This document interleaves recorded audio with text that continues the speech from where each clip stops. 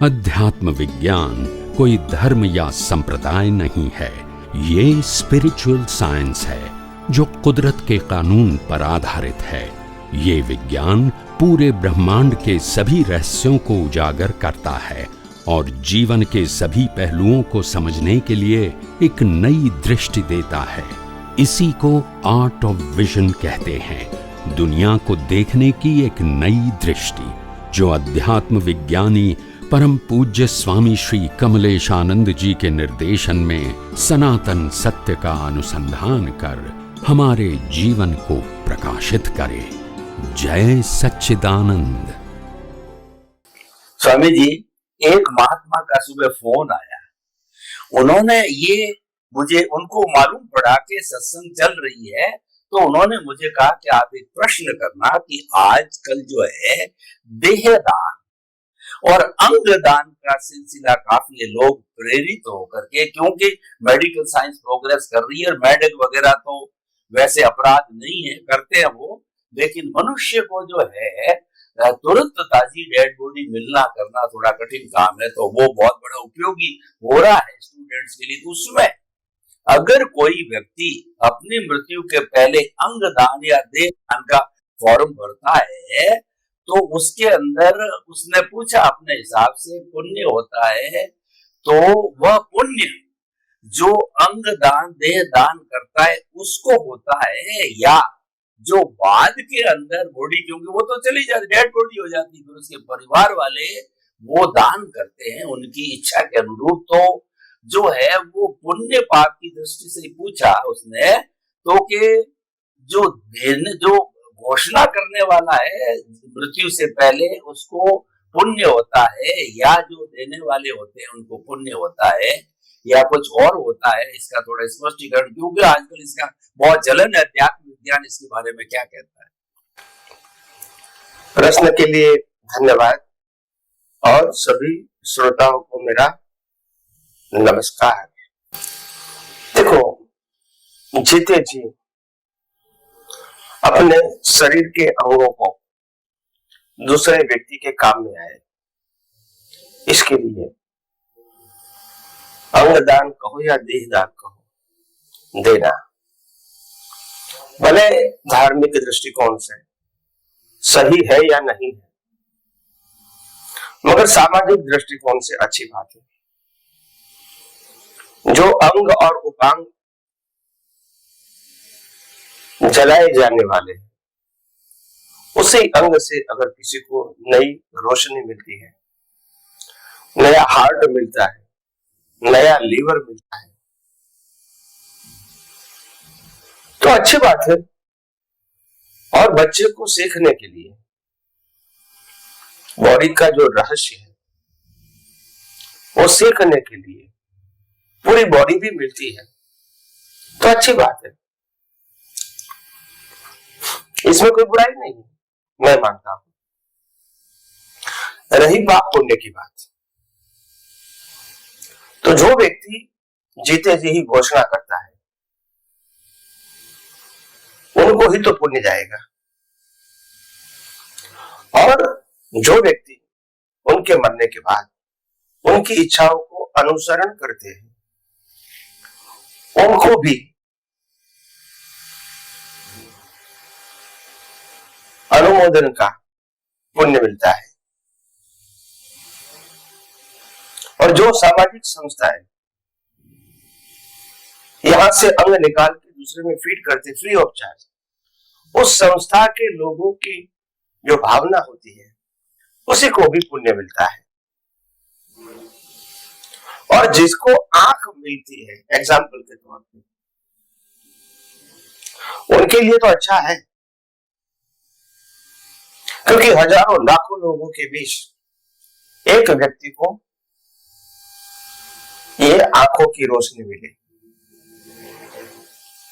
तो उनका भी अगर पुण्य होगा तभी तो इसको मिलेगी, और पुण्य नहीं होता तभी तो इसको नहीं मिलेगी जन्म से। तो अच्छी बात है, कोई जगह उसमें कोई नेगेटिव नहीं है। कहने का मतलब यह है,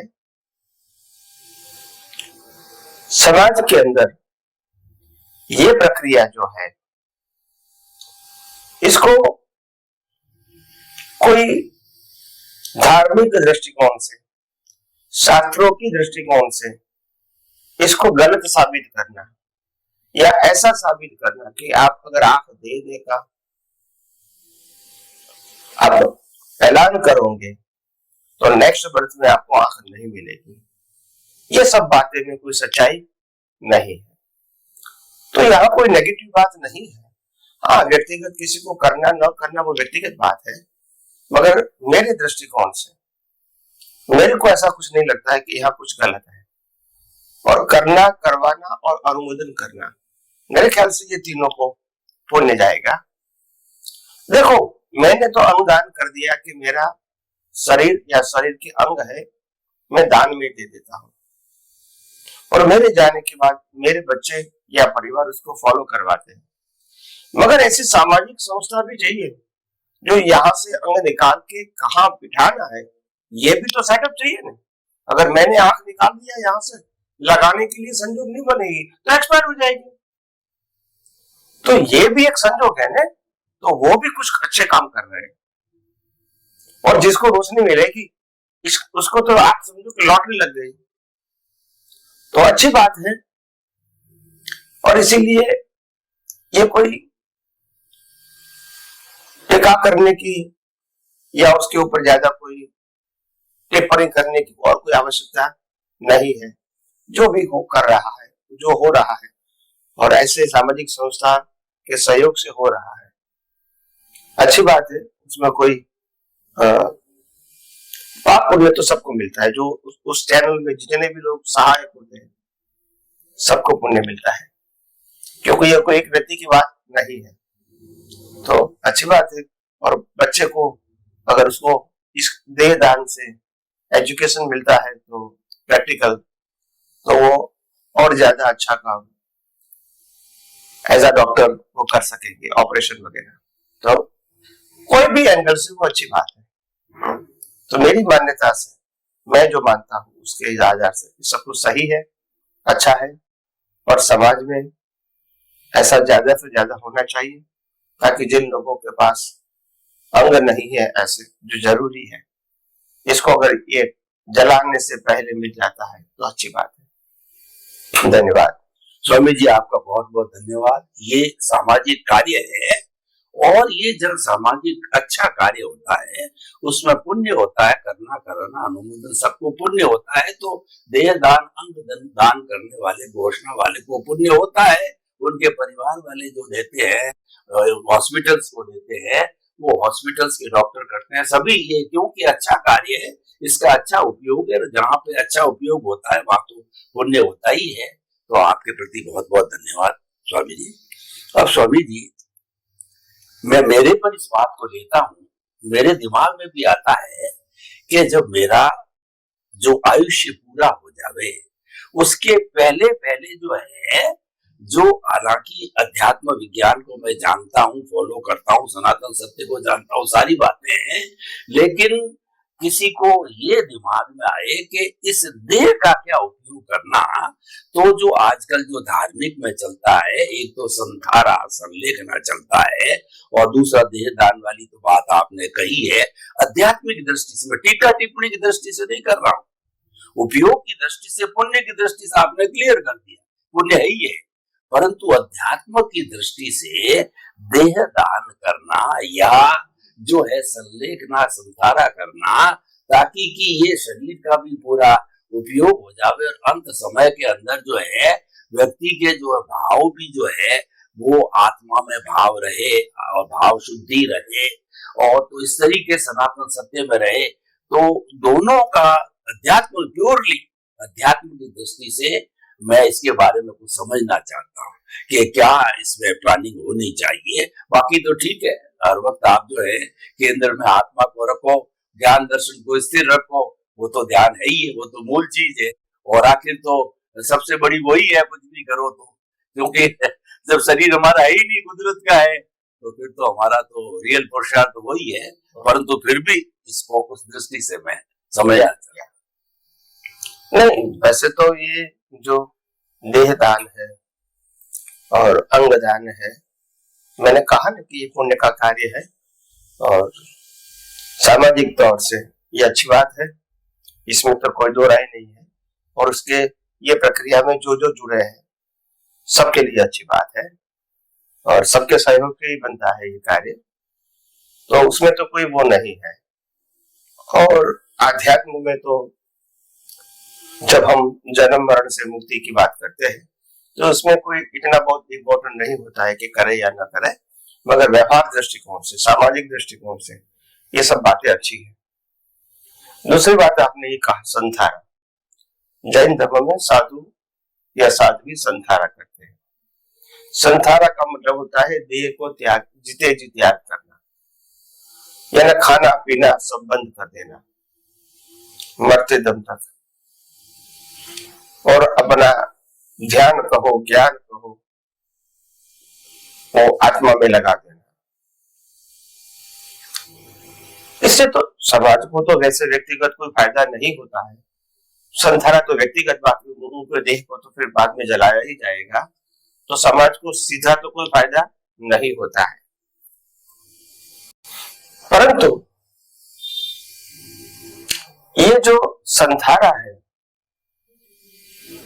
व्यक्तिगत दृष्टिकोण से,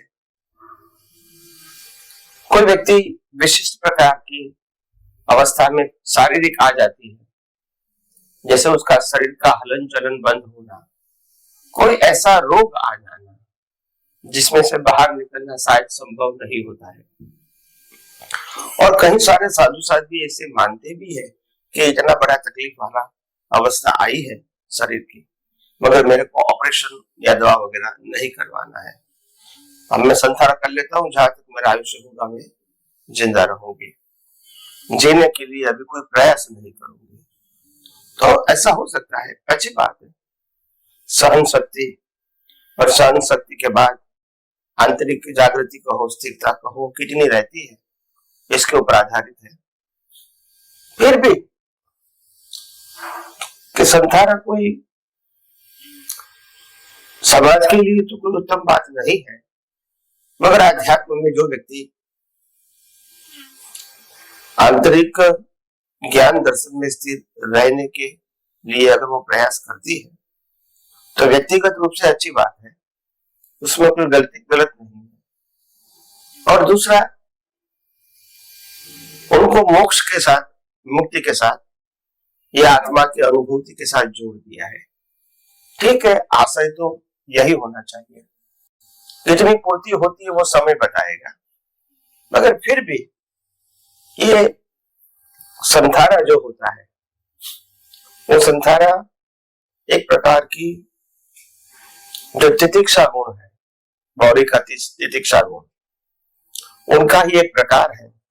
जैसे लंबे समय तक भूखे रहना, लंबे समय तक प्यासे रहना, लंबे समय तक आताप न लेना, ऐसे लंबे समय तक खाना पीना नहीं खाना, एक प्रकार की तितिक्षा है।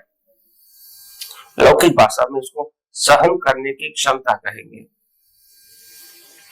धर्म में वन ऑफ द क्वालिटी बताई है, क्योंकि जब आप साधु या सन्यासी बन जाओगे तो आप जब समाज के अंदर जीवोगे, हो सकता है कभी आपको प्यास लगेगी मगर पानी नहीं मिलेगा, भूख लगेगी मगर खाना भी नहीं मिलेगा, ऐसे संजोग आएंगे विहार करते समय। तो एज अ ट्रेनिंग अच्छी बात है। और ये जो संथारा खास करके जैन धर्म में है और बौद्ध धर्म में भी है, इच्छा मृत्यु बोलते हैं, तो हो सकता है, मगर मैं उसको बहुत सारा 20 काल के अंदर आध्यात्म से जोड़ना नहीं चाहता हूं, क्योंकि ये बात भी अंत में तो धार्मिक ही है, सामाजिक ही है, और समाज के बहुत लोग जिस अवस्था के अंदर अपने गुरु को दुखी देखना नहीं चाहते हैं और गुरु ऐसा करते हैं, तो लंबे समय तक जो परेशानी आने वाली थी वो थोड़े समय में खत्म हो गई, अच्छी बात है। और उनकी आंतरिक परिणति क्या रही वो तो खुद ही जानेंगे, मेन अगर आंतरिक परिणति उसकी आत्मा में रहती है, वैराग्य में रहती है, तो अच्छी बात है। ये उनके लिए, आध्यात्म के लिए फायदेमंद है। कई सारे लोग इस कलयुग के अंदर ऐसा भी होता है कि संसारण लेने के बाद सहन नहीं कर पाते, मगर क्योंकि संसारण ले लिया है तो खाना पीना भी नहीं खा सकते। जैसे कोई मैंने व्रत जब किया है तो मैं उसको भंग करके खाना पीना खा सकता हूँ। जैसे मैंने अठे किया है और 4 दिन के बाद जब मेरा शरीर बिगड़ गया तो मैं खाना खा सकता हूँ। आप समझे, संसार में नहीं कर सकते। संसार वो टेम्पररी नहीं है। कोई व्रत जब तो एक समय की अवधि के लिए, यहाँ कोई समय नहीं, यहाँ मृत्यु तक बोलते हैं। संसार का मतलब मृत्यु तक। तो उस परिस्थिति में फिर जब कोई जबरदस्ती हो जाती है, अपनी क्षमता के बाहर चला जाता है, एक भूख प्यास और अंदर की वेदना, और फिर उसको उस समय चित्त की शुद्धि कहो या चित्त की स्थिरता कहो, वो नहीं रहती है, तो बाहर क्लेश वाले परिणाम होंगे या नहीं होंगे वो तो बाहर के संजोग बताएंगे, मगर अंदर क्लेशित होते हैं, सहन नहीं कर पाते, तो उस समय जो भाव परिणाम होते हैं तो वो उनके लिए अच्छे नहीं है। तो इसीलिए महापुरुषों ने यही बताया है कि हो सके तो पुरुषार्थ जितना जागृति पूर्वक होता है अच्छी बात है, इसमें कोई जबरदस्ती करने की जरूरत नहीं है। और दूसरी बात यह है कि जो ज्ञान दर्शन में तीव्रता लानी है उपयोग से, अनुभव से, वो कोई सब शरीर के ऊपर जबरदस्ती करने से नहीं आएगा। तो अध्यात्म में इतना इसको बेनिफिट नहीं बताया है, गलत है ऐसा भी नहीं कहते हैं, मगर व्यक्तिगत रूप से कितना लाभ मिलेगा वो तो उनकी परिणति के ऊपर आधारित है। समाज में उसको लाभ इतना ज्यादा नहीं मिलेगा। हो सकता है उनके साधु साध्वी परिवार के जो लोग होते हैं उनको शायद लगता है कि भाई ये बहुत प्रकार की दर्द और दुख से मुक्त हो गए और हम भी उनकी सेवा से मुक्त हो गए, ताकि हमको भी वहां ही फिर रहना पड़ता है। तो ये होता रहता है। तो मैं इसके बारे में कुछ ज्यादा तो नहीं बता सकता हूँ, लिमिटेशंस है। नमस्कार। स्वामी जी आपका बहुत बहुत धन्यवाद। तो आपने जो है बताया कि ये मूल है ज्ञान दर्शन में स्थिर रहने का, और ज्ञान दर्शन में अगर मान लो संसारा संलेखना से स्थिर रहा जाता है तो ये भी उसका एक प्रकार है। हमारा मुख्य उद्देश्य है कि हमारा ज्ञान दर्शन है वह जो है शुद्ध बना रहे, स्थिर बना रहे, उसका डेवलपमेंट होता रहे, उसकी तीव्रता बनी रहे, ये मुख्य बात है। उसके कई प्रकार हो सकते हैं, उसमें से एक ये भी प्रकार हो सकता है।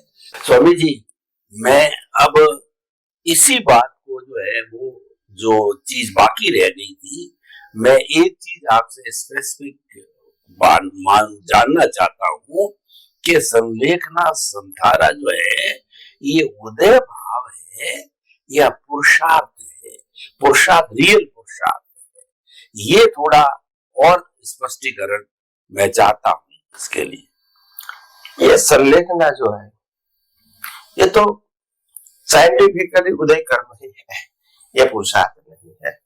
आंतरिक परिणति पुरुषार्थ हो सकती है, बाह्य अवस्था तो पुरुषार्थ नहीं होती है, क्योंकि सिद्धांत एक ही है कि मन वचन काया की अवस्था मात्र कुदरती रचना है। और जो संलेखना लेते हैं वो भी कुदरती रचना का ही हिस्सा है, यानी कर्म फल है, मगर जो परिणति होती है वो उनका पुरुषार्थ है।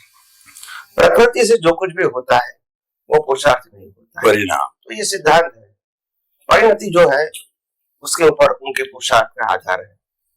तो इसीलिए हम तो कहेंगे कि लोग ज्ञान और विज्ञान को ज्यादा समझे और अपने जीवन को मुक्ति के मार्ग में, आध्यात्म के मार्ग में और आगे बढ़ाए।